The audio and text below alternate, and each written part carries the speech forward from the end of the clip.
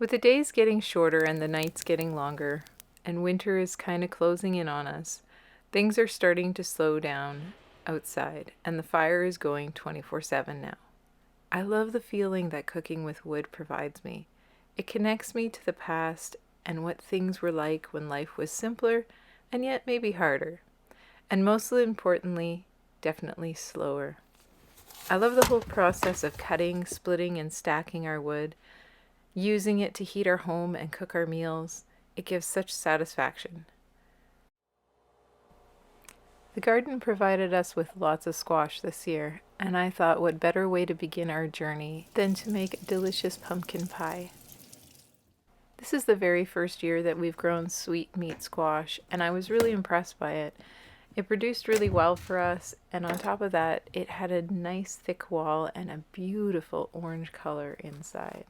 The great thing I love about my Heco wood cookstove is that it has a damper on it, and so I can kind of set the damper and walk away. And I actually put these in the oven, and then I went out and helped my dad work outside for a couple hours and then came back in and took them out. As you can see, they produced a lot of liquid, so I just poured it off. And the skin is so thin that I was able to easily just peel it off afterwards.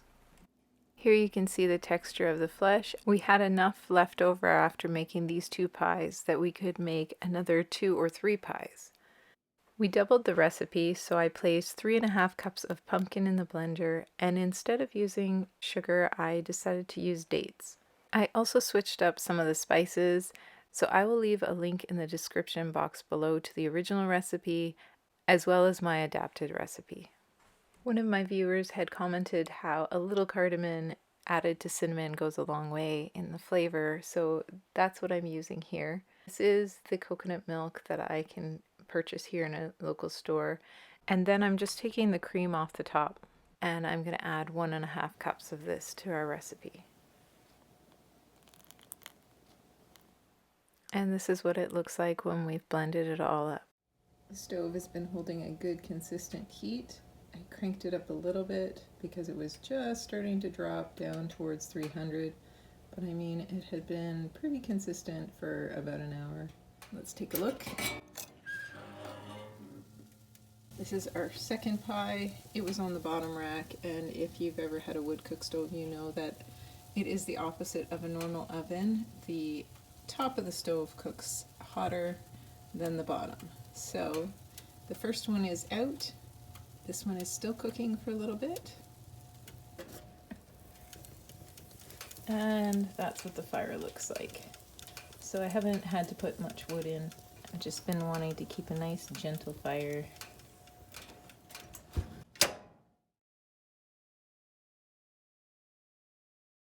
Well, the second pie is out of the cook stove. So there you have it, 2 naturally sweetened pumpkin pies. Now that the pies are out of the oven, it's time for me to load the stove for the night and hopefully get some sleep.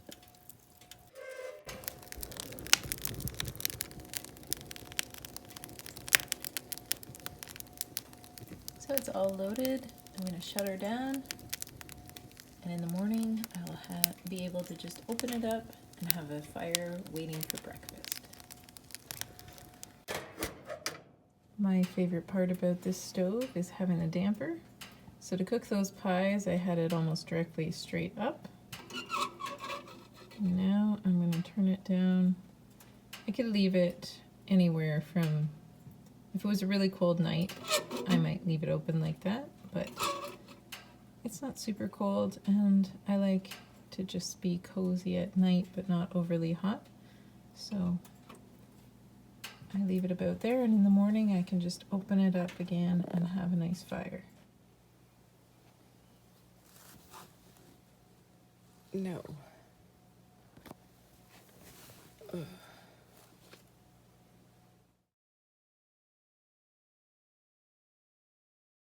So I'm just going to open the damper in the back.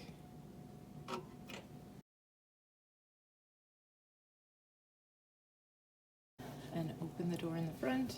As you can see, the fire is coming back. I won't open it right away because there's going to be a lot of smoke if I do. I'm just going to let the chimney warm up, And then I'll open it up and show you how much wood we had left from last night.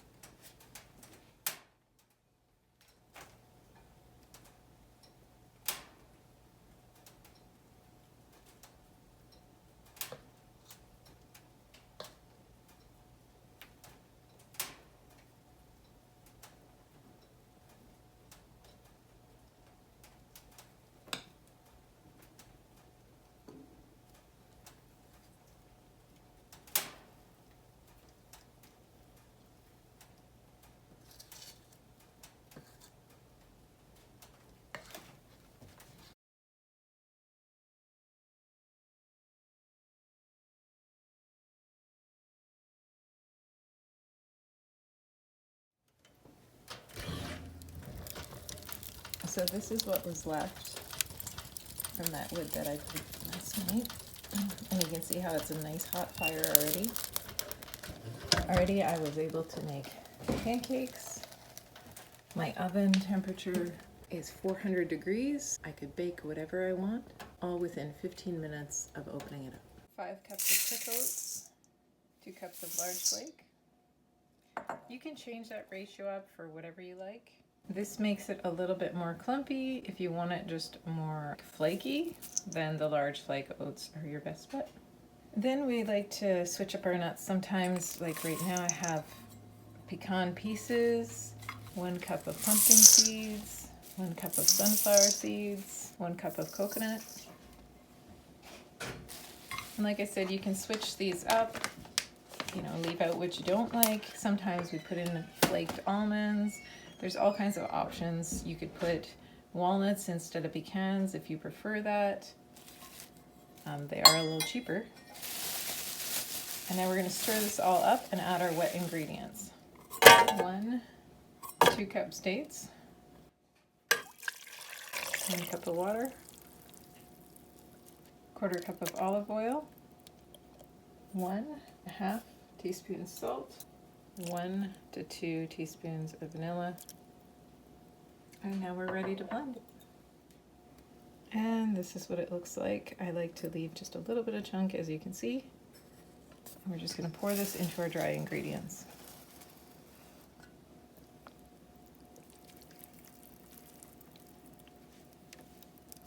And then I like to add just a little bit more water to my blender and use it to clean it out.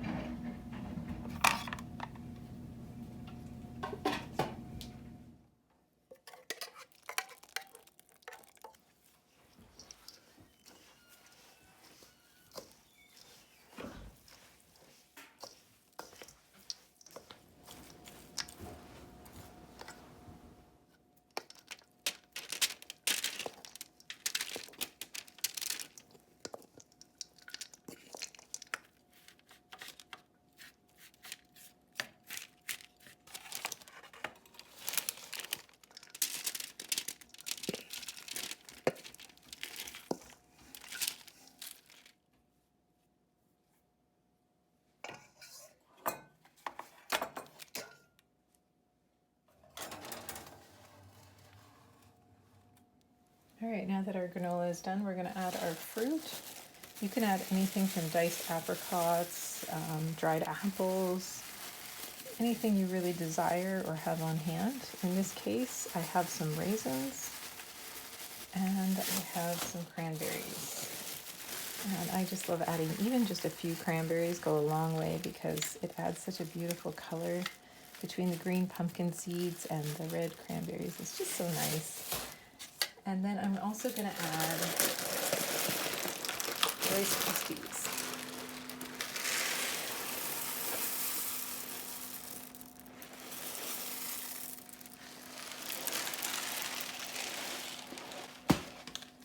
And I think I'll add a little bit more raisin as well. And just stir that up.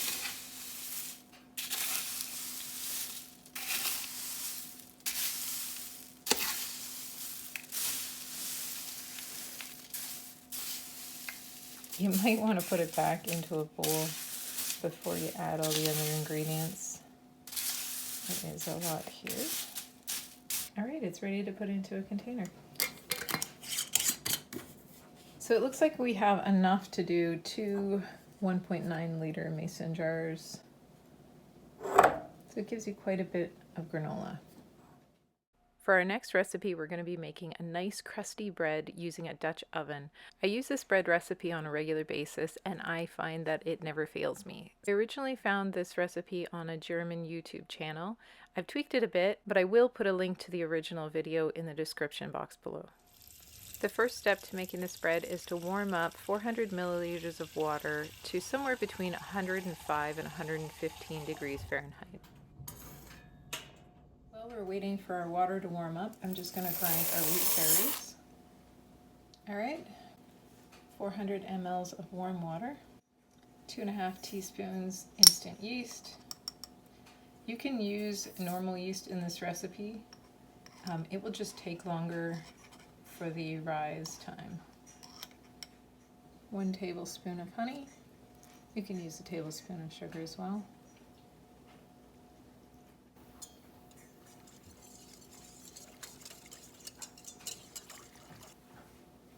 3.5 to 4 cups of flour. It's going to depend on the type of flour and also the humidity in your house at the time. I like to add the whole wheat in first so that it can really absorb the liquid and get hydrated. And I'm probably going to do 2 and 2. I'm going to reserve part of the second cup just in case it's too much.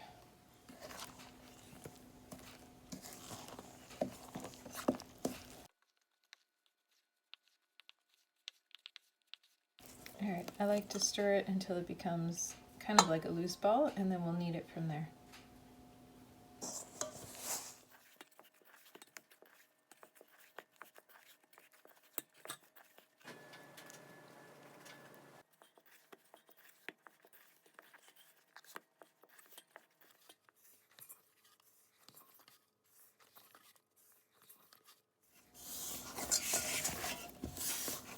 Alright.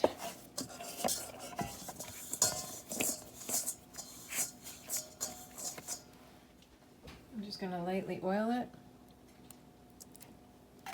There's a little more than needed.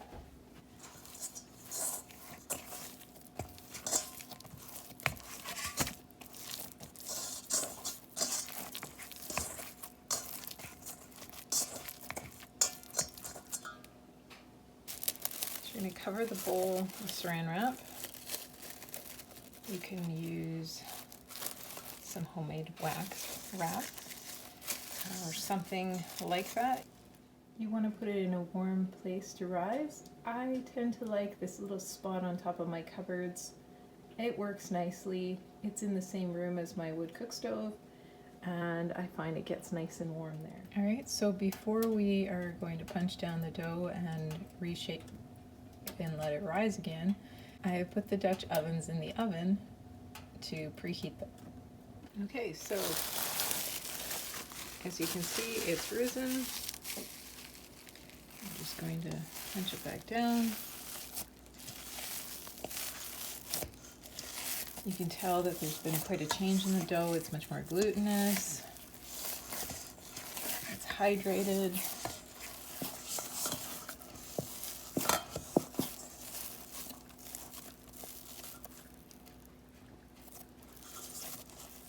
Alright.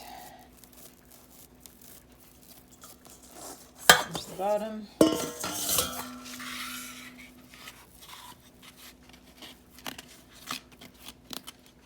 And I'll put both of them to rise.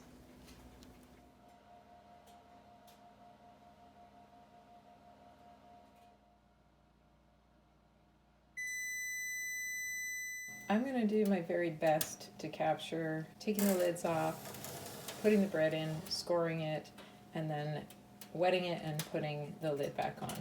But to be very honest, for this to end up with a really nice loaf, I have to do this all very quickly. So I'm going to attempt. I can't make promises.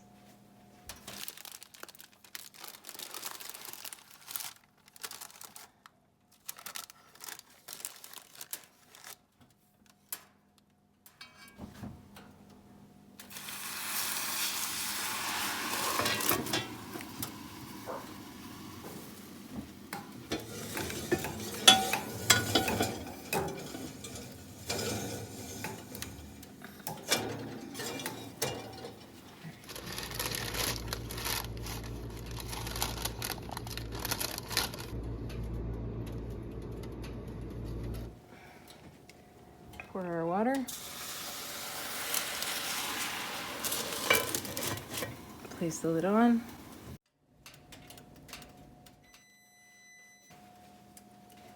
Alright, we're going to check on our bread. It's been in for 25 minutes. It's ranged between 400 and 500, mostly sitting around 420-ish. Let's see. I'm going to take the lid off for the last 10-15 minutes.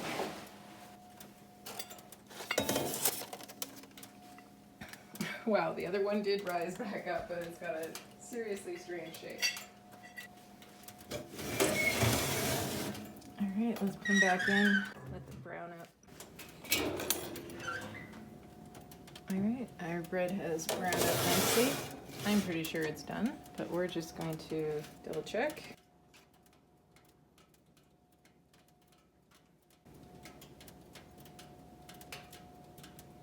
Yep, we are above 190. So there's our 2 loaves, both cooling.